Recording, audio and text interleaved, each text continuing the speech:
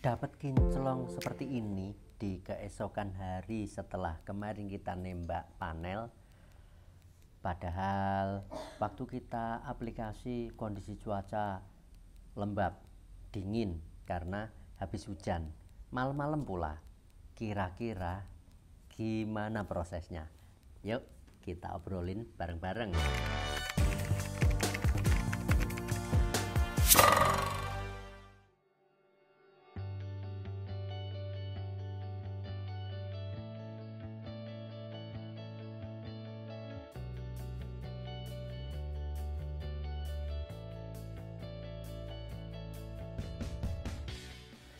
Assalamualaikum, jumpa lagi Besti.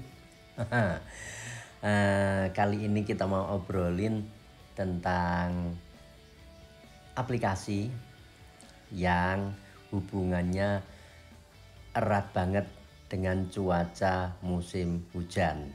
Apalagi kalau bukan, ya kita terpaksa nembak panel, kita terpaksa mesti joget, selesaikan kerjaan meski kondisi lagi masuk kategori kurang ideal. Kurang idealnya seperti apa? Misal di kasus kali ini sore hujan. Nah setelah isya kita terpaksa harus selesaikan ini panel. Kenapa? Karena besoknya sore harus bisa diambil kendaraannya. So ya mau ndak mau, seperti apapun kondisi kita mesti bisa menyikapi dan mengantisipasi ya untuk mengantisipasi kegagalan sehingga tetap bisa kerja dengan normal, tetap bisa beraktivitas dengan cukup layak meski di kondisi musim hujan yang biasanya cuaca dingin, kelembapan juga tinggi. Oke, langkah pertama tadi teman-teman bisa lihat, usahakan panelnya sebersih mungkin, standar ya, dilap dulu pakai degreaser. Kemudian di balik itu semua juga teman-teman yang perlu perhatikan kondisi panel, usahakan permukaannya sudah benar-benar layak untuk ditimpa cat dan clear coat. Dalam hal ini yang cukup layak apanya? Epoksinya benar-benar sudah kering ideal. Kenapa ini penting? Karena ketika suhu cukup dingin, resiko keriting biasanya tetap lebih gede daripada kondisi suhu pas cukup panas. Nah, termasuk yang berisiko memunculkan keriting saat suhu dingin. Kenapa? Karena kita dituntut untuk memakai thinner yang sebagus mungkin ketika cuaca dingin. Ukuran bagusnya thinner biasanya dari tanda slow, extra slow ataukah medium. Nah, pas di kondisi dingin setidaknya pakai thinner yang slow atau bahkan extra slow. Apakah tidak malah bikin masalah? Tidak, selama rasio pemakaian thinnernya tidak over, selama rasio thinnernya dibikin lebih sedikit dibanding dengan pas kondisi cuaca normal. Jadi misal di suhu 33 derajat atau maksimal lebih rendah lagi di 30 derajat kita pakai thinner 1:1 dibanding cat misal.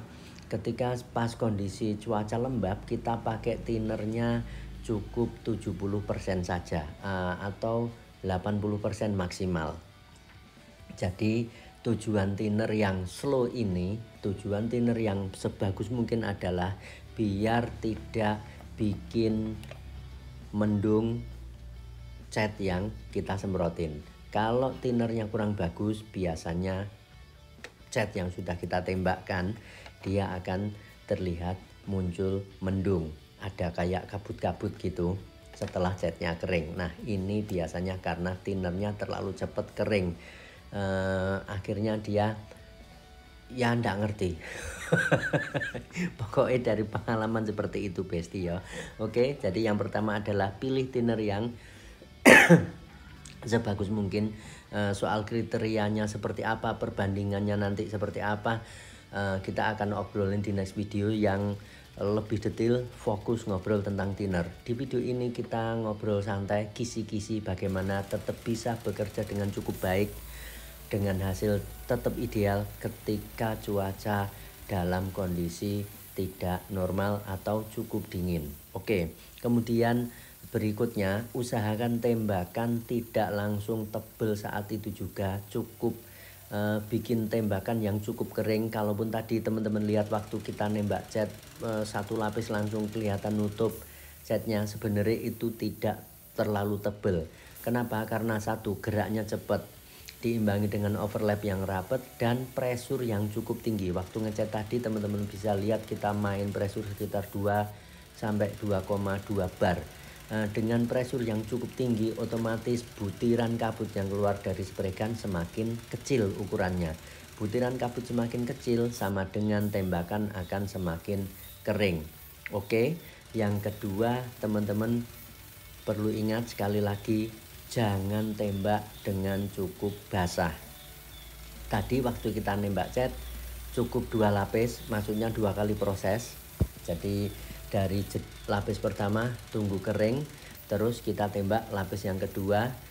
Meskipun di lapis yang kedua kita nembaknya yang pertama dikasih medium, terus langsung diulang lagi dengan model disawur, sudah selesai, berhenti, tunggu kering dan siap untuk tembak clear coat.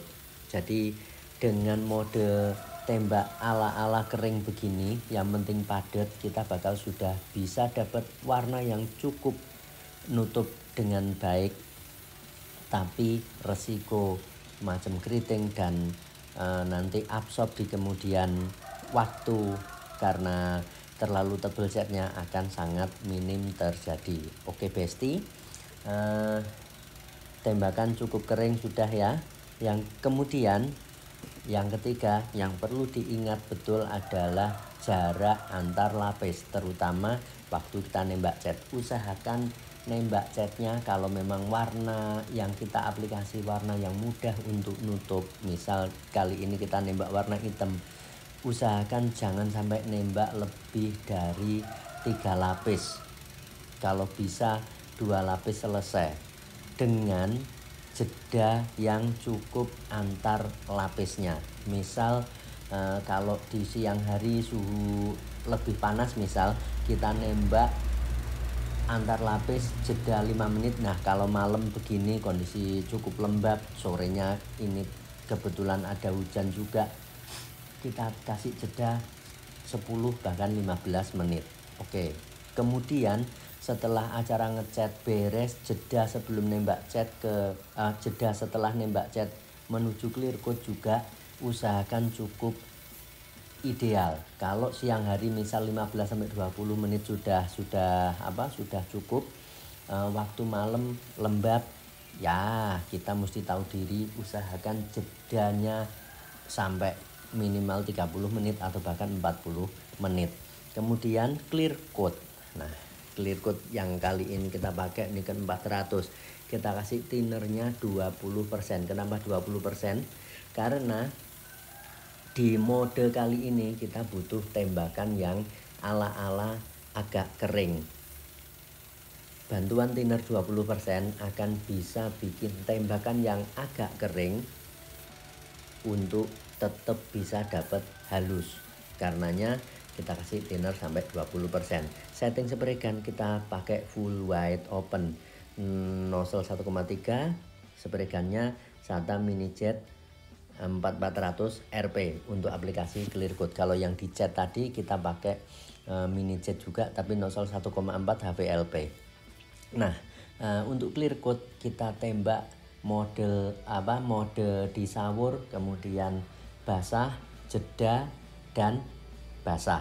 Jadi seperti yang teman-teman tadi lihat, yang pertama kita sawur sekedar untuk ya perkenalan, say hello lah, halo panel aku nempel ke kamu ya, gampangnya gitu. Terus kita lanjut tembak basah tanpa ada jeda. Setelah itu kita tunggu jeda, ya ndak perlu terlalu lama, mungkin 3 menit bahkan 5 menit lah maksimal ya.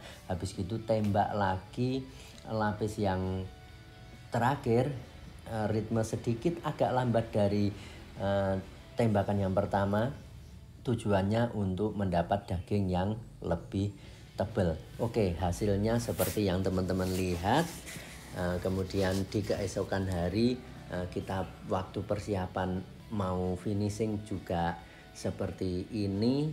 Silahkan teman-teman nilai sendiri. Semoga ada guna dan manfaatnya. Untuk perjumpaan awal tentang aplikasi di saat musim hujan cukup seperti ini dulu. Lebih detailnya kita lanjut di video berikutnya. Sekian dulu ya Besti ya. Semoga pada lancar berkah segala urusan. Assalamualaikum.